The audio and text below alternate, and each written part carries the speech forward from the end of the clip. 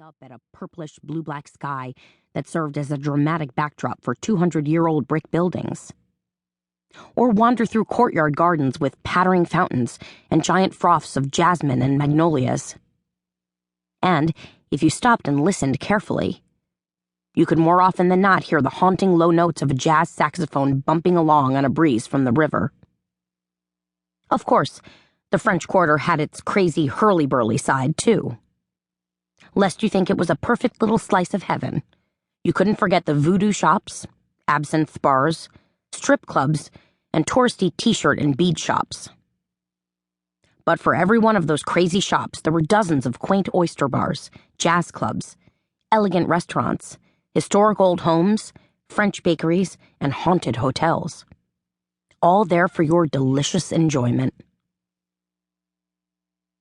Feeling upbeat, Carmela paused outside her own quaint little bow window with its display of finished scrapbooks, memory boxes, paper clay jewelry, and altered books.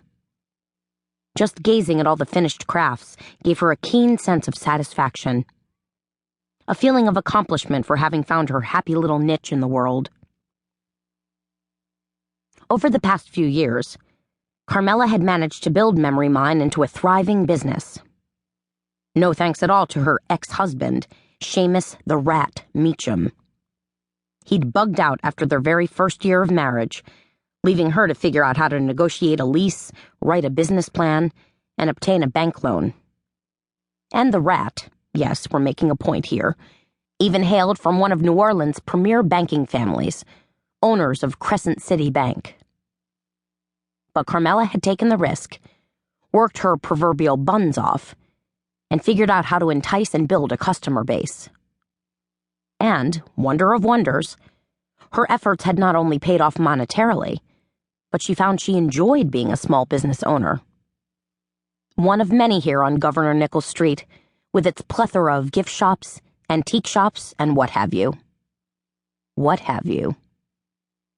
That thought caused her to pause outside the front window of Oddities, the shop that served as her next-door neighbor and with whom she shared a common brick wall. Oddities was a strange little business, run by an even stranger man by the name of Marcus Joubert. The shop had sprung up 2 years ago like an errant mushroom and was aptly named, because Oddities carried an eclectic and macabre mix of merchandise. There were taxidermy animals, Victorian funeral jewelry, steampunk items, beetle and butterfly collections, antique furniture, old medical devices of indeterminate usage, albums filled with black and white photos, and any number of bleached white animal skulls and bones. She'd even once spotted an apparatus that looked suspiciously like a thumbscrew. Tonight, under the soft glow of street lamps, her curiosity getting the best of her, Carmela stopped and peered in Oddities' dusty front window, and saw a pair of old leather goggles, a piece of scrimshaw, a collection of Chinese vases, and a top hat and antique dagger. For some reason, the top hat and dagger struck her as something Jack the Ripper might have had in his possession. Might have even treasured. Kind of creepy. Then again, it was the week before Halloween. So, perhaps Marcus Joubert was trying to set a theme? Carmela was just about to turn and walk away, hike the few blocks to her cozy apartment, when she was suddenly aware of a funny and slightly ominous set of noises emanating from inside Oddities.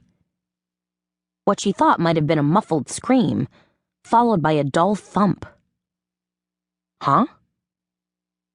She stepped closer to the window and tried to peer in, to see what was happening in the back of the shop. No luck. A rainbow of lights from the street reflected off the glass, creating a glare that made it almost impossible. Still, she'd heard something, right? Carmela, who was generally practical in nature but was blessed, or cursed, some might say, with a giant dollop of inquisitiveness in her DNA, decided it might be smart to investigate. After all, what if Marcus Joubert had suddenly taken ill? What if the sound she'd heard were him staggering and falling? Could he be lying in there right now?